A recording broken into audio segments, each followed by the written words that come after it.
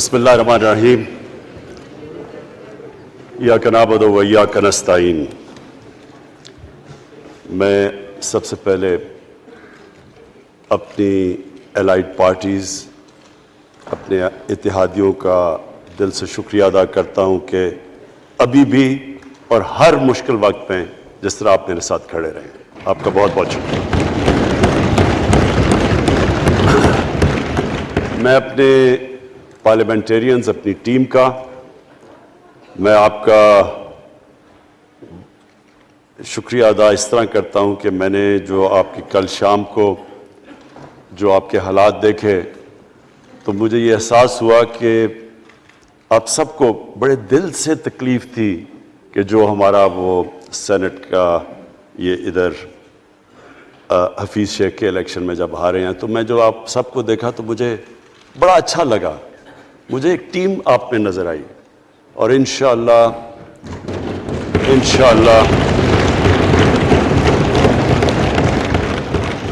یہ ہماری ٹیم مضبوط ہوتی جائے گی، کیونکہ دیکھیں اللہ کہتا ہے کہ میں تمہارے ایمان کو بار بار آزماؤں گا۔ اللہ قرآن شریف میں ہمیں کہتا ہے۔ وہ کیوں کہتا ہے؟ وہ آپ کے ایمان کو آزماتا ہے مضبوط کرنے کے لیے۔ جب آپ ایک مشکل وقت سے نکلتے ہیں آپ اور مضبوط ہو جاتے ہیں۔ اللہ نے ایک انسان کو ایک ایسا چیز، ایک ایسا اس کا جو سب سے بڑی جو اس کی مخلوق ہے، اشرف المخلوقات، اس کو جو اللہ نے بنایا ہے، اس کے اندر اس نے ایک کنڈیشن لگا دی ہے کہ اگر آپ نے بڑا انسان بننا ہے تو مشکل وقت کا سامنا کرو، ریزسٹنس کے ساتھ جاؤ۔ جسم ہمارا یہ ہے، جسم کو ہم بھاری ویٹ اٹھاتے ہیں، جسم تکڑا ہو جاتا ہے۔ ذہن کو جتنا ہم آزمائیں گے اور آزمائشوں میں ڈالیں گے، سب سے بڑا جو پاور ہاؤس ہے وہ ہمارا ذہن ہے، وہ اور تکڑا ہو جاتا ہے، انسان تکڑا ہو جاتا ہے۔ پارٹی بھی تب تکڑی ہوتی ہے جب وہ مشکل وقت سے نکلتی ہے۔ آپ نے کسی کو تباہ کرنا ہے تو اس کو آرام کی زندگی دے دو، وہ تباہ ہو جاتا ہے، ڈکے کر جاتا ہے انسان۔ تو میں اپنی پارٹی کو آج خراج تحسین پیش کرتا ہوں کہ آپ اس مشکل وقت سے نکلے۔ بڑے مجھے انڈیویجول ایم این ایز کا پتہ ہے کہ انہوں نے کتنی کوشش کی یہاں پہنچنے کے لیے، آج اس ووٹ کے لیے۔ تو میں اور مجھے کئیوں کی طبیعت بھی ٹھیک نہیں تھی، تو میں آپ سب کا آج شکریہ ادا کرتا ہوں۔ آج میں اپنی پارلیمنٹری پارٹی کے ساتھ بھی، اور جو میری عوام آج یہ دیکھ رہی ہے، میں اس کے سامنے جو بات رکھنا چاہتا ہوں وہ یہ کہ دیکھیں، ہمیں یہ کبھی بھولنا نہیں چاہیے کہ یہ پاکستان کیوں بنا تھا۔ وہ ایک انگریزی کا ایک فریز ہے کہ نیشنز وداؤٹ اے ویژن ڈائی۔ قوم کا جب اپنا مقصد اپنے نظریے سے پیچھے ہٹتی ہے مر جاتی ہے قوم۔ قوم کسی مقصد کے لیے بنتی ہے۔ ہم اپنے وہ جب تک وہ پتہ نہیں ہم اپنے بچوں کو نہیں بتائیں گے، خود ہم جو آج لیڈرشپ ہے، میرا غلطی سے ہاتھ ادھر چلا گیا، ادھر کی لیڈرشپ میں کہہ رہا ہوں، جو ہماری لیڈرشپ ہے اس کو پتہ ہونا چاہیے کہ یہ بہت بڑا عظیم خواب تھا پاکستان کا۔ علامہ اقبال کو نہیں پتا تھا کہ اگر پاکستان بنے گا تو آج جس طرح ہمارے 20 کروڑ مسلمان ہندوستان میں رہ جائیں گے، تو وہ تو سارے پاکستان میں نہیں آ سکتے تھے۔ تو علامہ اقبال کا کیا وجہ تھی پاکستان خواب دیکھنے کی؟ ان کی وجہ یہ تھی کہ ہم نے ایک دنیا کو مثال دینی تھی، کہ اصل میں ایک ماڈل بنانا تھا کہ اصل میں ایک اسلامی ریاست کیا ہوتی ہے۔ اور وہ بیس کس کے اوپر کر رہے تھے پاکستان کی اسلامی فلاحی ریاست جو ہماری آبجیکٹو ریزولوشن میں ہے؟ نبی صلی اللہ علیہ وسلم کی مدینہ کی ریاست، جو ان کی سنت تھی، جو دنیا کی تاریخ کی پہلی فلاحی ریاست بنی تھی، جس میں بہت بڑے بڑے ماڈرن جو آج کے پرنسپلز، وہ پرنسپلز طے کیے گئے تھے. وہ ریاست بنی تھی، اور وہ ریاست ایک ماڈل ایسا تھا کہ اس کے بعد ایک جن کو کوئی جانتا ہی نہیں تھا، ایک قوم، ایک عرب قبیلوں میں تقسیم ہوئی قوم جس کی حیثیت ہی کوئی نہیں تھی، ان اصولوں کے اوپر چلتے ہوئے یہ دنیا کی تاریخ کا معجزہ ہے جو ہوا اس کے بعد. یہ میں نے شفقت محمود کو کہا بھی ہے کہ ہمارے بچوں کو ہر سکول، چاہے وہ انگلش میڈیم، چاہے اردو میڈیم، چاہے دینی مدرسے، سب کو 8، 7، 8 اور 9 کلاسز میں باقاعدہ سبجیکٹ پڑھائیں کہ نبی صلی اللہ علیہ وسلم کی جو زندگی تھی اور جو مدینہ میں کیا وہ کیا تھی.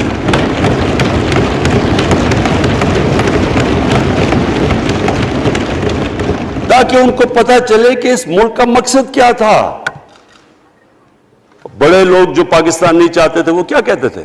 وہ کہتے تھے کہ پاکستان تو بن گیا تو آپ نے تباہ، جو مسلمان ہندوستان میں رہ گئے ان کو آپ نے سیکنڈ کلاس سٹیزن بنا کے چھوڑ دیا.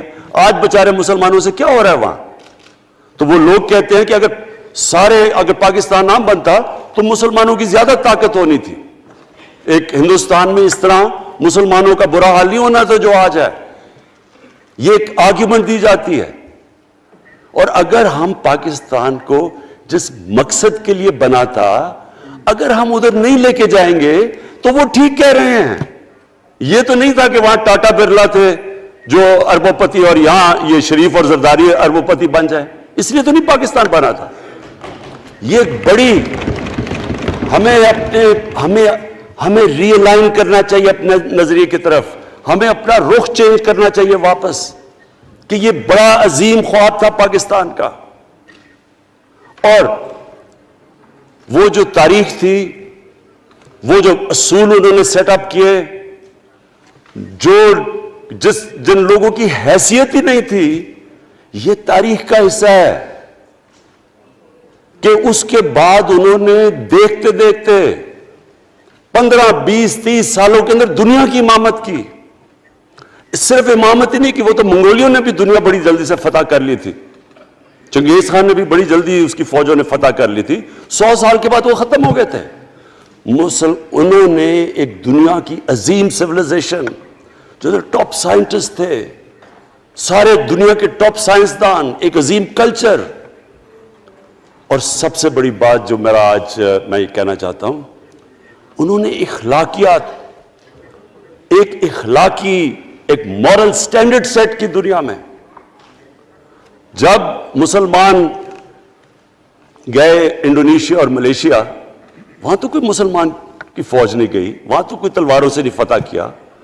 مسلمان تاجروں کا وہاں کردار دیکھ کے لوگ حیران ہو گئے کہ یہ کون لوگ آئے ہیں جو بالکل ان کی مورالٹی ایسی، نہ وہ کوئی دغا بازی کرتے تھے، نہ وہ کوئی دھوکہ دیتے تھے، اپنی زبان پہ کھڑے ہو جاتے تھے. لوگ ان سے امپریس ہو گئے کہ کون سی قوم ہے. دیکھیں اسلام ہم غلط فہمی میں ہیں، یہ سمجھتا ہے کہ جی تلوار سے اسلام پھیلا تھا. اسلام پھیلا تھا کہ وہ ایک انسان کے کیریکٹر کو ریفارم کرنے آیا تھا. ہم جب اللہ سے مانگتے ہیں، ہم نماز میں ایک ہی چیز مانگتے ہیں کہ اللہ ان کے راستے پہ لگا جن کے تو نے نعمتیں بخشی، ان کے نہیں جو غلط تباہی کے راستے پہ چلے گئے. صرف نماز میں ہم یہ چیز مانگتے ہیں، ہر روز ہم پڑھ کے یہ مانگتے ہیں. یہ 2 راستے ہیں، ایک ہے تباہی کا راستہ، ایک ہے عظمت کا راستہ. نعمتیں کس کو بخشی؟ اللہ کے پیغمبروں کو. اور جو دنیا کا سب سے عظیم انسان، جو دنیا کا سب سے عظیم لیڈر، جس کو اللہ نے سب سے زیادہ نعمتیں بخشی، ہمارے نبی صلی اللہ علیہ وسلم. نہ کبھی اس طرح کا انسان آیا ہے، نہ کبھی آ سکتا ہے. تو ہمیں راستہ بتایا کہ ایک ان کا راستہ ہے اور ایک دوسرا راستہ ہے، تباہی کا راستہ ہے. اور وہ جو ان کے راستے پہ چلتا گیا وہ ایک عظیم انسان بنتا گیا. ایک کتاب ہے، میں اپنے لوگوں کو ریکمینڈ بھی کرتا ہوں، کہ دی عرب کانکویسٹ، وہ پڑھنے والی کتاب ہے. اس میں بتاتے ہیں کہ جب مسلمان ایک دم دیکھتے دیکھتے دنیا میں پھیل گئے تو کوئی ایک آدمی نہیں تھا. ایک تو بڑے عظیم سپہ سالار تھا خالد بن ولید، لیکن وہ جو بھی بنتا تھا وہ جنرل عظیم بن جاتا تھا. وہ اس کتاب کے اندر لکھی انگریز نے ہے. وہ کہتا ہے اس کی کوئی ایکسپلینیشن نہیں ہے کہ یہ کیسے ساری دنیا پہ چھا گئے. نہ ان کے پاس کوئی لیٹسٹ ویپنز تھے، ایک طرف رومنز تھے، دوسری طرف پرشینز تھے، وہ تو سپر پاورز تھے، ہتھیار تو ان کے پاس تھے. نہ ان کے پاس ہتھیار، نمبرز میں بھی وہ زیادہ تھے، ان کی فوجیں بھی زیادہ تھیں، لیکن وہ ساری دنیا پہ پھیل گئے اور ایک ایسا سویلائزیشن بنا کہ زیادہ تر تو مسلمان نہیں تھے، وہ بھی ان کو مانتے تھے، کیونکہ ان کی اخلاقیات، ان کا عدل اور انصاف کا نظام، ان کا کیریکٹر، اس کی وجہ سے لوگ آئے ہیں. یہاں جو ہندوستان میں اسلام پھیلا ہے، یہ ہمارے جو بڑے بڑے بزرگ تھے، داتا صاحب، بلے شاہ، نظام الدین اولیاء اور بابا فرید، یہ لوگ تھے. ان کو لوگ دیکھ کے، ان کے کردار سے، ان کے انٹلیکٹ، انسانیت سے لوگ مسلمان ہوئے. تو ہم آج، میں جو یہ سینٹ الیکشن ہوا ہے، میں اپنی قوم کو یہاں، یعنی مجھے شرمندگی ہوتی ہے اسپیکر صاحب کہ ہم وہ خواب اور کدھر بکرا منڈی بنی ہوئی ہے ایک لوگوں کو خریدنے کے لیے سب کے سامنے. یعنی ہمیں ایک مہینے سے پتا تھا کہ پیسہ جمع کیا جا رہا ہے اس سینٹ الیکشن میں، اور مجھے حیرت ہوئی کہ الیکشن کمیشن کہتا ہے کہ جی یہ تو پتہ نہیں کوئی ہم آزاد انسٹیٹیوشن ہے یا میں ان کی کوئی آزادی کے اوپر لے رہا تھا، یا جی بڑا زبردست الیکشن. اچھا کہتے جی بڑا اچھا الیکشن کروایا.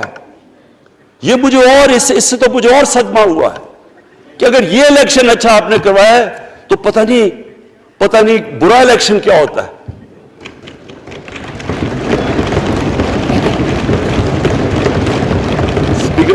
اسپیکر صاحب یہ دیکھیں، مجھے یہ افسوس یہ ہوتا ہے کہ ہم ایک چیز سمجھتے نہیں ہیں. ہم کہتے ہیں نا جی ہمارے معاشی حالات بہت برے ہیں. دیکھیں جی ہماری ڈیفیسٹ تھے، یہ ہمارے کرنٹ اکاؤنٹ، یہ جو بھی ہم کہتے ہیں قرضے چڑھے ہوئے ہیں. یہ جو قرضے چڑھے ہوئے ہیں یہ ایک بیماری کے سمٹمز ہیں. بیماری کچھ اور ہے. اخلاقی طور پہ ہماری قوم کو تباہ کیا ہے، پھر معاشی تباہی آتی ہے. آج مجھے ایک ملک کا بتا دیں جس کی اخلاقیات اوپر ہو، جن کے مورل سٹینڈرڈز اوپر ہوں اور وہ غریب ہو. ایک ملک مجھے بتا دیں، اور کوئی ملک مجھے بتا دیں جتنا مرضی پیسہ ہو، وسائل ہو، سب کچھ ہو، لیکن وہاں کی بھی جو لیڈرشپ کرپٹ ہو وہ مجھے بتا دیں کہ اس میں خوشحالی ہو. دیکھیں یہ ساتھ ساتھ جاتا ہے. اس وقت کیا ہوا تھا مدینہ کی ریاست میں؟ کیا انہیں کوئی سونا تیل مل گیا تھا؟ کیا ہوا تھا؟ کہ ان کے پاس کوئی پیسے آ گئے تھے؟ کیسے وہ اوپر اٹھ گئے تھے؟ کوئی انہوں نے قرضے لیے تھے؟ کس طرح اٹھے تھے اوپر؟ دنیا کے عظیم لیڈر نے ان کی اخلاقیات اٹھا دی تھی. صادق اور امین،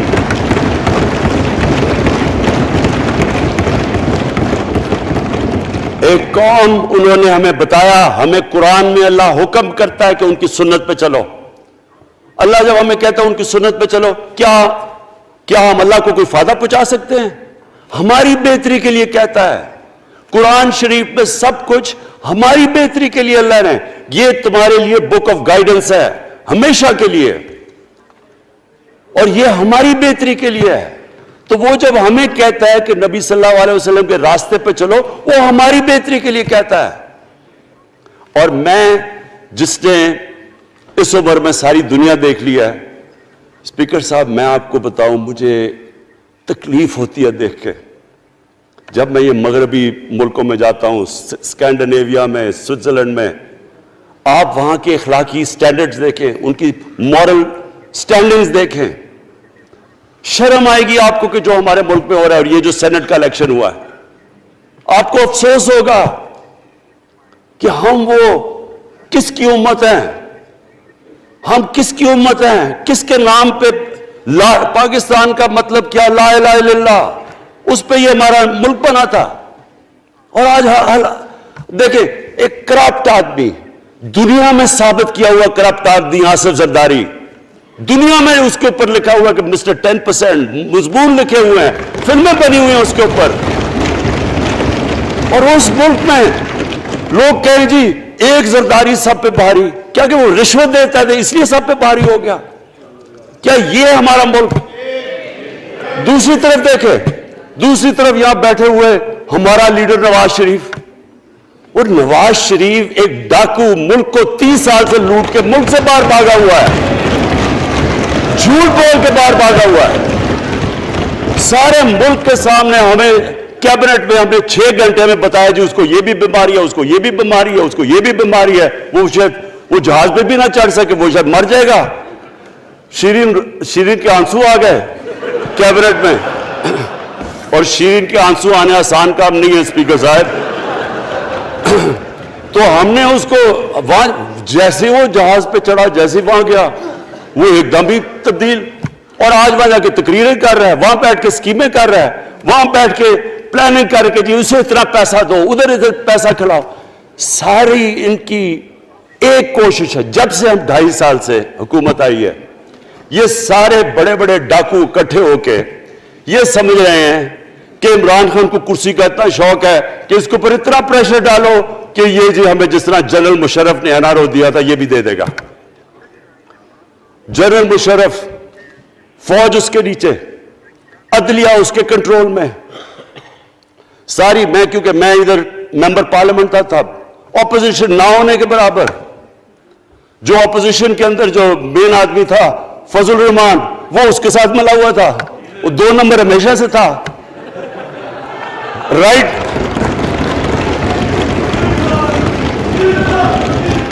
اور وہ آدمی جس کے پیچھے امریکہ ان کی جنگ لگا تھا، سب کچھ، وہ ان کے پریشر میں آ کے ان دونوں کو NRO دیا، اور اتنا بڑا اس ملک کے اوپر اس نے جرم کیا ہے۔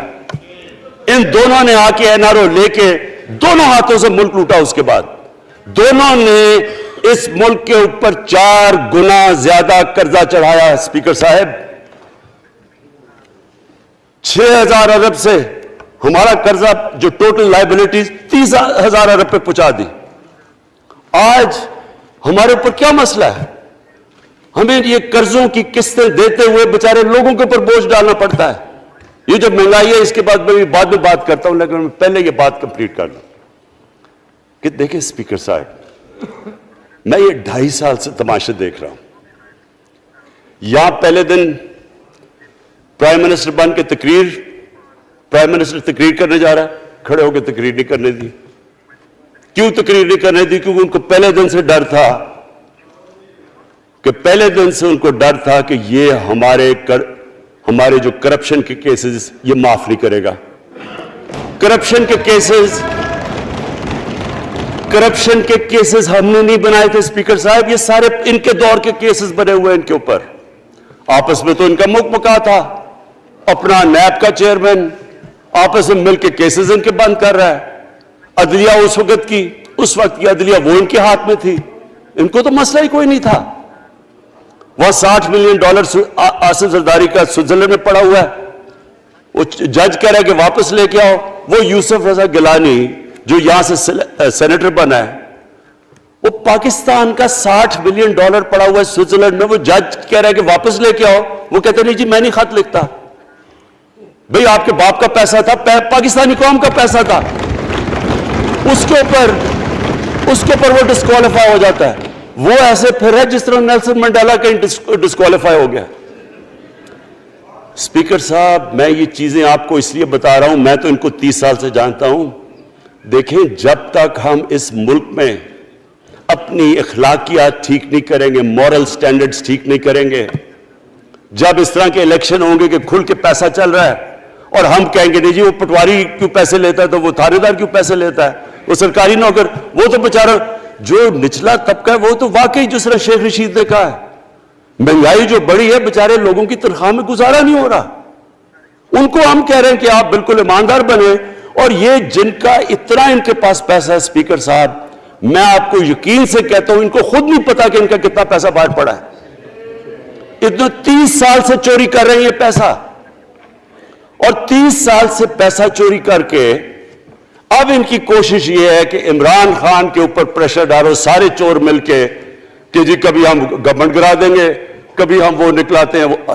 آپ سوچیں فیٹف کے اوپر، اب فیٹف ہماری وجہ سے تو نہیں فیٹف پہ ہم گرے لسٹ میں آئے، یہ تو نون لیگ کے دور میں گرے لسٹ میں آئے ہیں۔ اب اگر فیٹف کی بلیک لسٹ میں پاکستان جاتا ہے تو یہاں سب کو پتا ہے کہ سینکشنز لگ جائیں گی، تو آگے مشکل سے ہم نے اکانومی کو سٹیبلائز کیا، مشکل سے۔ اگر بلیک لسٹ میں جاتا ہے تو اکانومی سیدھی نیچے۔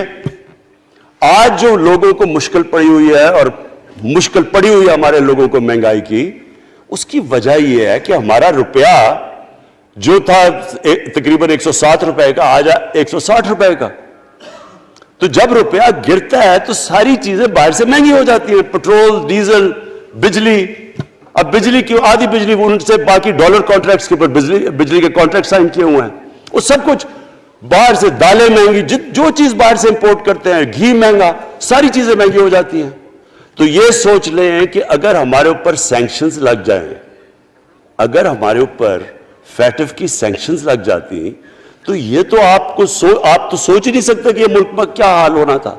تو ہم اپنے ملک کے لیے فیٹف کی ریکوائرمنٹ پہ لیجسلیشن کروا رہے ہیں، اور انہوں نے جناب اتنا بڑا وہ ذرا پکڑا، اتنا بڑا وہ لا دیا جی، اتنا بڑا جی، یہ 34 شکیں چینج کر دیں نیب میں۔ اب نیب کا فیٹف سے کیا تعلق ہے؟ انہوں نے سمجھا کیا عمران خان قابو آ گیا، اب تو یہ ڈر کے فیٹف کی بلیک لسٹ سے اب تو جناب ہمیں یہ 34 شکیں سائن کر کے تو نیب کو ختم کر دے گا۔ مطلب یہ کہ صرف ان کی چوری کے کیسز ختم ہو جائے، بس ون پوائنٹ ایجنڈا ان کا۔ اور میں نے آپ کو پہلے دن یہاں سے کہا تھا، پہلے دن یہاں کھڑے ہو کے میں نے کہا تھا کہ ان کا صرف ون پوائنٹ ایجنڈا، میں ان کو جانتا ہوں، میں ان کو جانتا ہوں، جب یہ سارے اپوزیشن میں میرے ساتھ تھے، ان کا صرف ایک خوف ہے کہ یہ این آر او نہیں دے گا، لہٰذا اس کو اتنا بلیک میل کرو، اور اب فیٹف کے اوپر تو یہ پھنس گیا ہے تو اب اس سے لے لو، اس سے کنسیشن لے لو تاکہ نیب ختم ہو جائے۔ اب سوچیں کیا ان کو ملک کا فکر ہے؟ کیا ان کو نہیں پتا تھا کہ کیا ہونا ہے اگر فیٹف کی بلیک لسٹ پہ چلے جاتے ہیں؟ اس کے بعد انہوں نے جلسے کرنے کی کوشش کی، بڑا جی پبلک نکالیں گے ہم، مینار پاکستان کے اندر جلسہ۔ مینار پاکستان کا یہ جانتے نہیں، دیکھیں ان کے بھی آگئے ایک شہزادہ ایک شہزادی جنہوں نے زندگی میں کبھی کام کیا نہیں ہے، نہ ان کو پتہ ہے کہ سٹرگل ہوتی کیا ہے۔ جناب مینار پاکستان خود ہی اخباروں کے اندر اپنے آپ کو پیسے خرچ کر کے اخباروں میں ذرا نمایاں کر کے جناب انہوں نے مینار پاکستان میں جلسہ کر لیا۔ اب میں تو جانتا ہوں مینار پاکستان، اور میں تو اپنے لاہور کو بھی جانتا ہوں، میں تو اپنے لاہور شہر کو بھی جانتا ہوں۔ وہ لاہور شہر ملک کا کوئی پیسہ چوری کیا ہو اس کے خلاف تو نکلے گا، لیکن بڑے بڑے ڈاکو اگر وہ سمجھ رہے ہیں کہ اپنی چوری بچانے کے لیے لاہور شہر کو نکالیں گے تو وہی ہوا جو ان کے ساتھ مینار پاکستان میں ہوا۔ اب آ کے جو ڈاکٹر فہمیدہ مرزا نے بڑا اچھا آپ کو ایکسپلین کیا، انہوں نے بتایا کہ یہ کیوں ضروری تھا اوپن بیلٹ۔ انہوں نے بتایا کہ الیکشن کمیشن کی تو ریکوائرمنٹ ہے کہ آنسٹ ہو، فری اور فیئر الیکشن ہو۔ تو انہوں نے 2008 میں چارٹر آف ڈیموکریسی میں کہا ہوا کہ جی اوپن بیلٹ ہونی چاہیے، دونوں پارٹیز نے۔ اور اس کے بعد ایک دم وہاں سے دونوں سب ادھر سے بھاگ کے اور کہتے نہیں جی خفیہ بیلٹ ہونی چاہیے۔ میں نے تب کہہ دیا کہ خفیہ بیلٹ کا ایک مقصد تھا، سارے مل کے کوشش کریں گے کہ حفیظ شیخ کو ہرائیں، اور وہ جو آدمی جیتا ہے پاکستان کا کرپٹ ترین آدمی۔ میں ایک چیز آپ کو آج کہتا ہوں، یوسف رضا کے آپ صرف ایسٹس دیکھ لیں، پرائم منسٹر بننے سے پہلے تھے اور اس کے بعد کیا ایسٹس ہیں، بس ایک چیز دیکھ لیں، کوئی آپ کو کچھ کرنے کی ضرورت نہیں ہے، آپ کو پتا چلے گا انہوں نے اس نے کیا کیا اپنے زمانے میں۔ تو اس کو لا کے یہاں بٹھا کے تو جناب انہوں نے سارا پیسہ لگا کے, اور ہمیں سب پتا تھا کیا ہو رہا ہے, اور اس کو جا کے جناب انہوں نے ہروا دیا حفیظ شیخ کو. اب کیا پیغام گیا سارے ملک میں اس کا؟ میں نے کیوں یہ آج ووٹ آف کانفیڈنس لی ہے, اس کا کیا پیغام گیا دنیا میں؟ سارے لوگوں کے سامنے اوپن ہارس ٹریڈنگ, لوگوں کو راتوں کو کال کر رہے ہیں, یا میں تو خاص داد دینا چاہتا ہوں, میرے ممبرز بیٹھے ہیں, خواتین بیٹھی ہیں جن کو کالیں گئی ہیں رات کہ جی 2 کروڑ سے ریٹ شروع ہوگا, ہم اب آپ کو آگے پیسے دیں گے. ان کو ساروں کو پیسے آفر کر رہے ہیں. اور پھر اگر میں صرف الیکشن کمیشن کو ایک چیز کہنا چاہتا ہوں, آپ مہربانی کریں پاکستان کی ایجنسیز سے صرف ایک سیکرٹ بریفنگ لیں, آپ ان کو اندازہ ہوگا کتنا پیسہ چلا اس الیکشن کے اندر, پتہ چلوائیں کیا ہوا اس الیکشن میں, تاکہ آپ اس طرح کی سٹیٹمنٹ نہ دیں کہ جی ہماری کوئی آزادی ختم کر رہی ہے. میں آپ کی آزادی ختم کر رہا ہوں یہ کہہ کے آپ کہ یہ جو الیکشن میں ہوا ہے. اسپیکر صاحب, میں آج اس اوکیزن کے اوپر, کیونکہ مجھے اس پہ کافی, میں 2.5 سال یہ بڑی چیزیں برداشت کرتا رہا ہوں, اور میں اس لیے صبر سے کرتا رہا ہوں کیونکہ ملک اتنا ہمارا مشکل میں ہے. جو ہمیں ٹائم ملا جب میری گورنمنٹ آئی, میں آپ کو یقین سے کہتا ہوں کہ ساری زندگی میری تو سٹرگل میں گزری.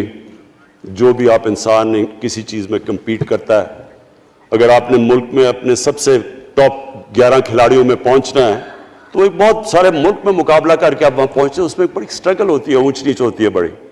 اور پھر اگر آپ کو دنیا کے لیول پہ آپ کو اپنا, اگر آپ کو منوانا ہے, اس کی اور ایک سٹرگل ہوتی ہے. اور میری اس سے زیادہ بڑی سٹرگل تھی کہ ایک آدمی جا کے ہاسپٹل بنانے کی کوشش کرے, اور وہ بھی کینسر ہاسپٹل, تو ایک وہ بہت بڑی سٹرگل تھی. پھر پالیٹکس میں لمبی سٹرگل رہی ہے, اکیلا تھوڑا سے لوگوں کے ساتھ شروع ہوا تھا, اور سٹرگل کر کے 14-15 سال تو مذاق اڑتا تھا میرا, سارے ہنستے تھے جب نام سنتے تھے میرا. تو ایک سٹرگل کر کے یہاں پہنچا ہوں. جو یہ 2.5 سال میں اسپیکر صاحب میں نے سٹرگل کی ہے, یہ میری زندگی کی سب سے مشکل سٹرگل تھی. اور کیوں مشکل تھی؟ کیونکہ جو یہ 10 سال میں اس کو ڈیکیڈ آف ڈارکنس کہتا ہوں, ایک ایک انہوں نے ادارہ تباہ کیا. صرف 10 سال پہلے اداروں کے حال دیکھ لیں, کوئی ادارہ اٹھا لیں, پی آئی لے لیں, ریلوے لیں, سٹیل مل 8 ارب روپے کا پروفٹ لے کے بیٹھی ہوئی تھی. 8 ارب روپیہ سٹیل مل میں پروفٹ تھا جب تک کہ زرداری نے ہاتھ نہیں مارا اس کو. اپنا وہ ریاض لال جی فرنٹ مین رکھ کے ہمارے سامنے, میرے پاس آئے لوگ چیمبر والے, انہوں نے کہا جی یہ سٹیل مل سستی بلٹس اس کو بھیجا, اس کے تھرو پیسے دے رہا ہے, وہ سٹیل مل آج بند پڑی ہے. ایک ایک ادارہ انہوں نے تباہ کیا, بھرتیاں کی لوگوں کی.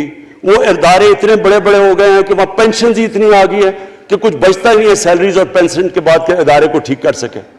ایک ایک ادارہ تباہ کیا.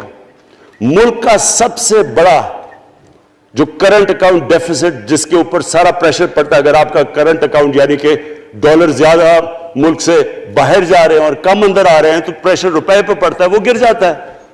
تو وہ میں آپ کو بتا, جب روپیہ گرتا ہے تو غربت پھیل جاتی ہے ملک میں. تو سب سے بڑا current account deficit, fiscal deficits جو کہ آپ کی آمدنی اور خرچے, وہ بڑا ڈیفیسٹ. سارے ادارے خسارے میں. پاور کانٹریکٹس جو انہوں نے سائن کیے اسپیکر صاحب, یہ عمر ایوب آپ کو بتائے گا, وہ یعنی ایسے لگ رہا تھا کہ کسی دشمن نے آ کے ایک ملک کو نقصان پہنچانے کے لیے پاور کانٹریکٹ سائن کیے. ان کے اندر وہی پاور پروجیکٹس آپ کہیں اور دیکھ لیں, کسی اور ملک میں, بلکہ اپنے ملک میں دیکھ لیں, اور وہ دیکھیں کہ انہوں نے کس پیسے بنائے, وہ کس پیسے پہ. گیس کا کانٹریکٹ سائن کیا ہم نے آ کے اسی ملک سے 30% کم پیسے پہ گیس کا کانٹریکٹ سائن کیا, ان کا کانٹریکٹ چینج کیا. ساری گورنمنٹ, جب اوپر سے پرائم منسٹر لگا ہوا پیسے بنانے. پرائم منسٹر ایک نوکری کر رہا ہے کس کے لیے؟ ایک دبئی کی کمپنی کے لیے. کبھی دنیا میں سنا ہے اس طرح؟ کبھی یہ مذاق سنا ہے جی کہ ملک کا پرائم منسٹر کسی دنیا کو دبئی کی کمپنی کے اندر نوکری کر رہا ہے؟ ادھر سے یہاں ڈیفنس منسٹر, ان کا فورن منسٹر, وہ دبئی کی کمپنی سے نوکری کر رہا ہے. اور وہ ایک انٹیریئر منسٹر، وہ کوئی سنا ہے سنتری بنا ہوا تھا کسی سعودی عربیہ کی کمپنی میں، مجھے نہیں پتا. کبھی یہ سنا ہے یہ ملک سے کسی ملک سے ایسا مذاق ہوا ہے؟ یہ سارے طریقے تھے اس ملک سے پیسہ منی لانڈر کر کے باہر لے جانا. آج مجھے یہ بتائیں، میں یہ جو سارے ہماری اپوزیشن ہے، میں ان سے سوچتا ہوں، میں کئی دفعہ ان کی شکلیں دیکھ کے پوچھتا ہوں ان سے کہ کیا آپ واقعی سمجھتے ہیں کہ آپ دونوں کے لیڈر ایماندار ہیں؟ کیا یہ واقعی سمجھتے ہیں کہ ان کی جو یہ دولتیں بڑی ہیں یہ ایمانداری سے بنی ہیں؟ یعنی کیا ان کو کوئی ملک کی فکر نہیں ہے کہ یہاں کا پیسہ، کیا ان کے بیٹے ہیں؟ میں مجھے یہ بتائیں، 3 دفعہ ملک کا پرائم منسٹر، اس کے دونوں بیٹے باہر بیٹھے ہوئے ہیں. میں لندن کو جانتا ہوں اسپیکر صاحب، وہ اربوں اربوں روپے کی پراپرٹی ہے، وہاں کے بڑے بڑے رئیس ان ایریاز میں نہیں رہ سکتے جدھر ان کے 2 بیٹے رہ رہے ہیں. ملک سے بھاگ گئے جی، ہم پاکستانی شہری نہیں ہیں. کیوں پاکستانی شہری نہیں؟ کیوں یہاں بتا ہی نہیں سکتے کہ وہ پیسہ کدھر سے آیا جو انہوں نے اتنی بڑی پراپرٹیز لی ہوئی ہیں. اور یہ کچھ نہیں ہے جو انہوں نے بنامی پراپرٹیز لی ہوئی ہیں. کسی کو اندازہ ہی نہیں ہے ان کا کتنا پیسہ باہر پڑا ہے. زرداری کے پاس کیا تھا پہلے، اس کی جو باہر پراپرٹیز ہے. تو کیا ان لوگوں کو نہیں پتا کہ اس ملک کا پیسہ چوری کر کے یہ باہر لے کے جا رہے ہیں اور یہ پھر بھی ان کی سپورٹ کر رہے ہیں؟ اور یہ جو سینٹ کا الیکشن، کیا انہیں نہیں پتا کہ بڑا جی عقل مند پولیٹیشن ہے زرداری، لوگوں کو رشوت دے کے ان کو خرید رہا ہے؟ ساری قوم کے سامنے یہ ہو رہا ہے. میں یہ صرف آخر میں یہ کہنا چاہتا ہوں اس ایشو کو ختم کرتے ہوئے کہ دیکھیں اسپیکر صاحب، کوئی ملک آگے نہیں بڑھ سکتا ایسے. میں اکیلا عمران خان کو کرپشن کر کے کرپشن نہیں ٹھیک کر سکتا. میں عدلیہ کو کیا، کیسز تو عدلیہ میں یا نیب کے اندر ہے، میرا تو ان کے اوپر کوئی کنٹرول نہیں ہے. میں آج پاکستان کی عدلیہ کو اور نیب کو، جو آپ کو میری گورنمنٹ سے مدد چاہیے کنوکشنز کرنے کے لیے، ساری چیزیں ایک طرف، یہ اس ملک کا سب سے بڑا مسئلہ ہے. جب تک آپ لوگوں کو سزا ہی نہیں دیں گے،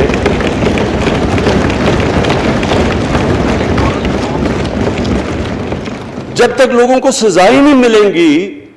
دیکھیں جی، کسی معاشرے میں جب سزا اور جزا ہی نہیں ہے، صرف غریب آدمی جیل میں جائے، طاقتور جلسے کرنے شروع ہو جائے کہ جی مجھے این آر او دو، وہ نیب کے عدالت سے نکلتے ہیں، پھول پھینک رہے ہیں ان کے اوپر. اربوں روپے کی چوری کی ہوئی ہے انہوں نے. وہ تو اسپیکر صاحب، میں ایک معاشرہ کرپشن کے خلاف لڑتا ہے. آپ جتنے مرضی قانون بنا دیں، وہ کرپشن کے خلاف، وہ کرپشن نہیں ختم کر سکتے. معاشرہ فیصلہ کرتا ہے کہ ہم نے اس ملک میں کرپشن نہیں ہونے دینی. معاشرے کی اخلاقیات ایسی ہونی چاہیے کہ جو کرپٹ آدمی ہو وہ کبھی اس کی شکل نہ دکھا سکے پبلک کے اندر. جو میڈیا کا رول ہے، میں اپنے میڈیا والوں کو بھی کہنا چاہتا ہوں، جو اسحاق ڈار سے کیا تھا ہارڈ ٹاک پہ سٹیون سیکر نے، وہ ہر جگہ یہ ہوگا. آپ جب بھی کسی بھی مغربی معاشرے میں کسی نے پبلک کا پیسہ چوری کیا، اس کی جرات نہیں ہوگی ٹی وی پہ جانے کے لیے. میں نے تو وہاں دیکھا ہوا ہے، بڑے بڑے نام، ایک دھبا لگتا ہے آپ کے اوپر کرپشن کا کیس، آپ سارے میڈیا سے باہر ہو جاتے ہیں. یہاں ہر روز شام کو بیٹھ کے اربوں روپے کی کرپشن کی ہوئی ہے، ان کو کسی نے قتل کیے ہوئے ہیں، اور آرام سے بیٹھ کے جراوہ میں لیکچر دے رہے ہوتے ہیں. اسپیکر صاحب، معاشرہ لڑتا ہے. اس کے اندر ہمیں سب کو مل کے اپنے ملک کو اگر بچانا ہے، معاشی طور پہ بھی بچانا ہے، پہلے ہمیں اپنے اخلاقی سٹینڈرڈز ٹھیک کرنے پڑیں گے. سارے ملک کو مل کے لڑنا پڑے گا. اگر ہم نے اپنے بچوں کے مستقبل کو بچانا ہے، اپنی آنے والی جنریشنز کو بچانا ہے، اس ملک کو ایک عظیم ملک بنانا ہے، تو وہ شروع ہوگا جب ہم مدینہ کے ریاست کے سب سے بڑے اصول عدل اور انصاف، کیونکہ انصاف اور عدل جب ایک معاشرے میں آ جاتا ہے، جب ایک معاشرہ کھڑا ہو جاتا ہے میریٹوکریسی کے اوپر، جب ایک معاشرے میں صرف ایک جو کرپٹ جتنا مرضی طاقتور ہو وہ جیل میں جاتا ہے اور عام آدمی اوپر آ سکتے ہیں، وہ معاشرہ تب آگے بڑھتا ہے. تو میں میں صرف اس کے اوپر یہ کہنا چاہتا ہوں کہ مجھے ساری قوم کی اس میں مدد کی ضرورت ہے. میں اپنی ساری زندگی کوشش کر چکا ہوں اور کرتا رہوں گا. میں تو اپنی پارٹی کو یہ بھی کہا تھا کہ اگر میری پارٹی ساری بھی چھوڑ دے میں اکیلا بھی ان کے خلاف لڑتا رہوں گا. میں تو کبھی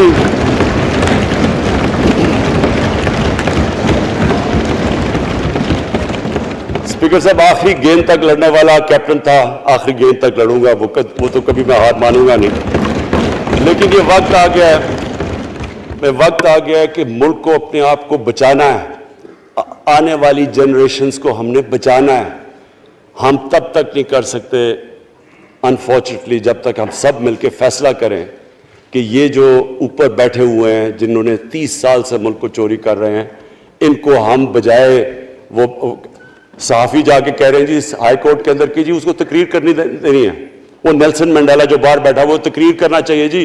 پتہ نہیں عوام کو سننا چاہیے کہ وہ یہاں سے بھاگا کیسے, اس کے پیسے کیسے. یعنی کہ میں حیران ہو گیا تب. اور اب اسپیکر صاحب میں صرف مختصر بات کر دوں آگے کی. دیکھیں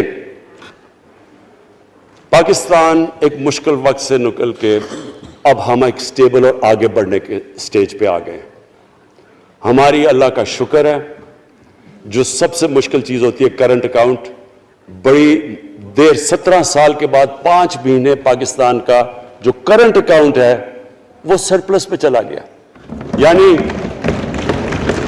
ہمارے جتنے ملک میں ڈالرز آ رہے ہیں اور جتنے باہر جا رہے ہیں اللہ کا کرم ہے زیادہ ڈالرز آ رہے ہیں. ہمارا روپیہ خود ہی, ہم پیسے نہیں لگا رہے اس کو, خود روپیہ اسٹرینتھ گین کر رہا ہے. یہ بڑا امپورٹنٹ ٹائم ہے کہ اس وقت, اور یہ اس کے باوجود کہ اس ملک میں کرونا ہوا, ساری دنیا کی اکانومیز کرونا میں بری طرح متاثر ہوئی, اس کے باوجود اوپر والے کے کرم خاص طور پہ. اور میں کہوں گا کہ ہماری جو ٹیم تھی, ہمارا جو جس طرح ہم نے مانیٹر کیا اور جس طرح ہم نے ڈیٹا بیس گیدر کیا اور ہم نے ہر ایک چیز فالو کر کے ہم نے جیسے اپنے لوگوں کو بچایا ہے. میں خاص طور پہ اپنی ٹیم یاسد عمر اور ہماری جو ٹیم تھی اپنی ڈاکٹر فیصل میں ان کو خاص طور پہ خراج تحسین پیش کرتا ہوں. تو اس مشکل وقت سے بھی آپ دنیا میں دیکھیں اور جس طرح پاکستان نکلا. اب دیکھیں آگے ہمارا چیلنج کیا ہے. ہمارا چیلنج یہ ہے کہ ہم اپنی جو ایکسپورٹس ہیں ان کو بڑھائیں, کیونکہ صرف گروتھ ایک ہی طرح ہوتی ہے ایکسپورٹ لیڈ. اللہ کا شکر ہے کہ بیرون ملک پاکستانیوں نے ریکارڈ پیسہ پاکستان بھیجا ہے جو کہ ہمارے ملک میں آیا ہے ریمیٹنسز کے. اب ہم نے انویسٹمنٹ کے اوپر لگے ہوئے ہیں. اس وقت سب سے زیادہ کمپنیز رجسٹر ہوئی ہیں SECP میں. اس کا مطلب کہ نئی انویسٹمنٹ پاکستان میں آنے والی ہے. لوگ تیار ہو گئے انویسٹ کرنے کے لیے. ہمارا صرف مسئلہ اسپیکر صاحب ایک ہے بجلی کا. یہ بڑا مسئلہ ہے. کانٹریکٹ مہنگے سائن کیے ہوئے, جس بجلی جو کانٹریکٹ سائن کیے ہوئے ہیں اس کو جس پہ وہ بجلی پروڈیوس ہو رہی ہے, بدقسمتی سے وہ اگر بجلی کی قیمت بڑھاتے ہیں تو لوگ آگے اور مشکلوں میں پڑے ہوئے ہیں. بجلی کی وجہ سے سب چیزیں مہنگی ہو جاتی ہیں. نہیں بڑھاتے تو قرضے, وہ جو گردشی قرضے ہیں وہ بڑھتے جا رہے ہیں. ہمارا ایک یہ چیلنج ہے. اس کے اوپر صرف اپنی قوم کو بتانا چاہتا ہوں کہ باقاعدہ ہم ہر طریقہ سوچ رہے ہیں کہ ہم نے اس میں سے کیسے ہم نے اپنے لوگوں کے اوپر بوجھ کم کرنا ہے. ایک تو میں اپنی ٹیم کو یہ بھی کامیابی دیتا ہوں کہ بڑی دیر اور مشکلوں سے IPPs کے ساتھ ہم نے نئے کانٹریکٹ سائن کیا جس کے اندر بہت پاکستان کا پیسہ بھی بچے گا اور جو آگے جا کے قرضہ بڑھنا تھا وہ نہیں بڑھے گا. جو میرے اوپر سب سے زیادہ پریشر ہے اس وقت اسپیکر صاحب وہ ہے مہنگائی کا. مہنگائی میں نے آپ کو بتا بھی دیا کہ مسئلہ ایک جب آپ کی روپیہ گرتا ہے تو جب چیزیں مہنگی ہو جاتی ہیں ایک وہ ہے. لیکن میں اپنی قوم کو صرف ایک چیز کہنا چاہتا ہوں کہ سب سے زیادہ اس وقت میری حکومت ایک ہی چیز پہ لگی ہوئی ہے کہ ہم کس طرح لوگوں کے اوپر مہنگائی کا بوجھ کم کریں. اس کے لیے ہم بڑی بڑی چیزیں آپ کے سامنے لے کے آئیں گے آنے والے دنوں میں, جس میں کوشش یہ ہے کہ ہم اپنے ملک میں جو سارا نچلا طبقہ ہے ان کو سبسڈائز کریں, اپنے احساس پروگرام کے ذریعے ان کو ڈائریکٹلی ہم فنڈ کریں. یہ انشاءاللہ آپ کے ساتھ آئے گا. ابھی میں نے ایکسپیریمنٹ ایک اور شروع کر دیا, وہ ایک ہفتے تک ابھی ٹرائل پہ ہے کہ ہم ایک پروگرام لے کے آ رہے ہیں کوئی بھوکا نہ سوئے. ہم نے خاص کچنز بنائے ہیں, ایریاز چوز کیے ہیں جدھر سب سے زیادہ بھوک ہے, تاکہ ہم کم از کم جب تک ہماری ملک اٹھتا ہے اوپر, ہم کم از کم ان تک کھانا پہنچائیں کہ ہمارے ملک میں کوئی بھوکا نہ سوئے. اور یہ پوری میں کیمپین شروع کرنے لگا ہوں. ہیلتھ کارڈ پنجاب کے اندر اور پختونخوا میں, پختونخوا کی گورنمنٹ کو تو میں خاص مبارک دیتا ہوں کہ انہوں نے سارے اپنے پختونخوا کے لوگوں نے خاندانوں کو کور کر لیا ہیلتھ انشورنس سے. یہ بڑے بڑے امیر ملکوں میں بھی ایسا نہیں ہوتا کہ ہر ایک خاندان کے پاس 10 لاکھ روپے کی انشورنس ہوگی, کسی بھی ہسپتال میں جا کے اپنا علاج کروا سکیں. میں خاص طور پہ محمود خان اور آپ کی کیبنٹ کو مبارک دیتا ہوں.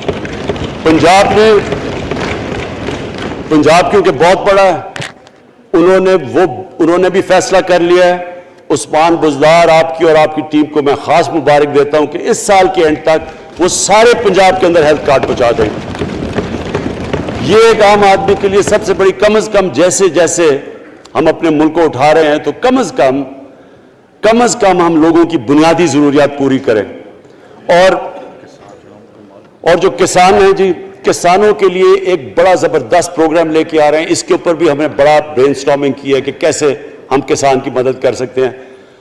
پرابلم تو ہمارے پاس یہ ہے نا کہ جتنا ہم پیسہ اکٹھا کرتے ہیں آدھا پیسہ قرضوں کی قسطوں پہ چلا جاتا ہے, تو پیسہ کم بچتا ہے.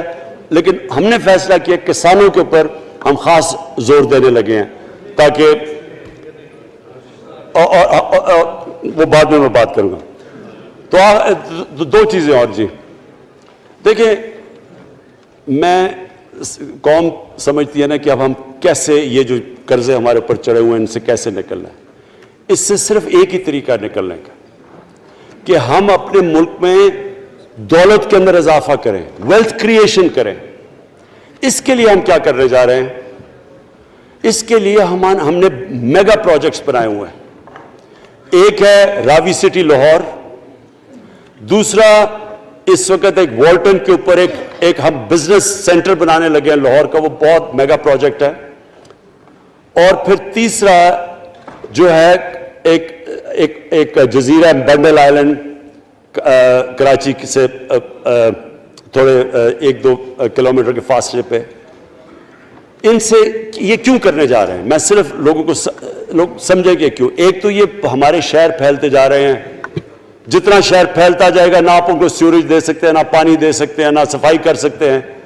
تو جو دنیا کے ماڈرن سٹیز ہیں وہ اوپر جاتے ہیں, یعنی وہ بلڈنگ اوپر جاتی ہے, بجائے اگر آپ پھیلتے جائیں تو مشکل ہو جاتا ہے سرو کرنا. تو ایک تو ماڈرن سٹیز پہلی دفعہ بنا رہے ہیں پاکستان میں اسلام آباد کے بعد. ایک وہ راوی سٹی, وہ بہت ضروری ہے. اس سے لاہور کا جو پانی نیچے جاتا جا رہا ہے وہ ہم وہاں بیراج بنا کے پانی اس کا بچانے لگے ہیں. اور دوسرا ماحولیات کے لیے وہاں ہم بہت بڑے پیمانے پہ اربن فارسٹ اور درخت اگانے لگے ہیں, کیونکہ وہاں لاہور میں بہت بڑا پرابلم ہے اس کا. وہی بنڈل آئلینڈ کا بھی مقصد یہ ہے کہ وہاں سارا سیوریج جا رہا ہے کراچی کا, اس کی سیوریج کو ٹریٹ کریں اور ایک ماڈرن سٹی بنائیں, بجائے کراچی پھیلتے پھیلتے حیدرآباد پہنچ جائے. ایک پوری اوپر سٹی بنائیں جو ایک ماڈرن سٹی ہو. تو لیکن اس کا اصل مقصد یہ ہے کہ اس سے پیسہ جنریٹ ہوگا, اربوں کھربوں روپیہ ہم جنریٹ کریں گے, اور اس پیسے سے ہم پھر یہ قرضے واپس کریں گے. اور دوسری چیز, باہر سے انویسٹمنٹ آئے گی. بیرون ملک پاکستانی جو سب سے بڑا ملک کا احساس ہے, وہ باہر آ کے وہ ان کے اندر انویسٹ کرنے کے لیے تیار ہے, ان بڑے بڑے پروجیکٹس کے اندر. اور جیسے فورن ایکسچینج آئے گا ہمارے ریزروز بڑے ہوں گے, ہمارا روپیہ سٹیبل ہوگا, اور اس سے جو ویلتھ کریشن ہوگی اس سے ہم پھر اپنے قرضے واپس کریں گے. اس کے علاوہ 50 سال کے بعد 2 بڑی ڈیمز بن رہی ہیں پاکستان کی تاریخ میں. صرف 2 بڑی ڈیمز تھیں, اب یہ 2 اور بادشاہ ڈیم اور مومن ڈیم بنا رہے ہیں. لیکن مجھے جو آخر میں بات کہنی ہے اسپیکر صاحب وہ یہ کہ پاکستان کو آگے بڑھنے سے کوئی نہیں روک سکتا انشاءاللہ.